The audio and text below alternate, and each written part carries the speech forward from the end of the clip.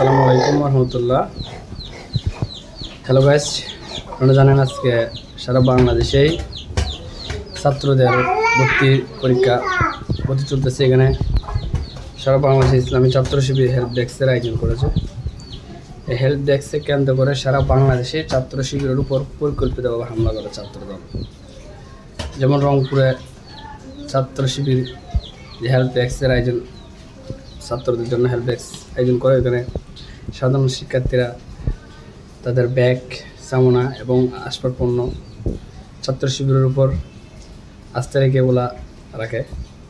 ওই জায়গায় ছাত্র দলের কর্মীরা তাদের উপর হামলা করে। ঠিক একইভাবে চট্টগ্রাম ইসলামিয়া কলেজেও একই ঘটনা ঘটে। ছাত্র শিবিরের হেল্প ডেস্কের সামনে ছাত্র দলের নেতাকর্মীরা গাত্তারাভাবে দাঁড়িয়ে থাকে। ছাত্র শিবিরের বাইরে তাদেরকে নম্র ভদ্র বলে যে ভাই আপনারা এখান থেকে সরে যান, আমরা সাধারণ শিক্ষার্থীর উপর যে সহযোগিতা করতেছি সেই সহযোগিতা আপনারাও করেন। কিন্তু ছাত্র দল সেটা মেনে নেয় না।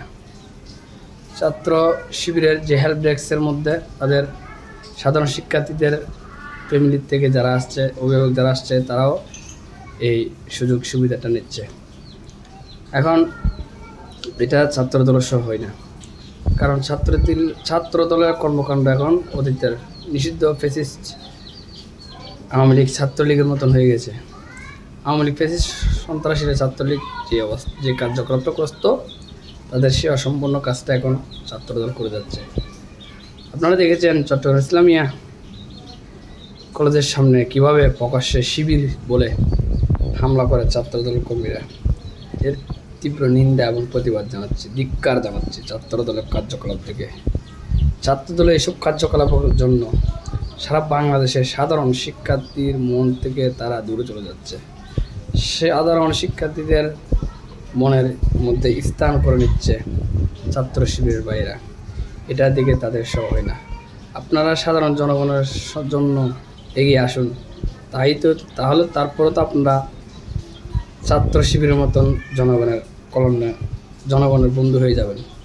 এখন আপনারা এটা না করে ছাত্রলীগের মতন ছাত্র শিবিরের উপর হামলা করতেছেন। তীব্র নিন্দা এবং প্রতিবাদ জানাচ্ছি।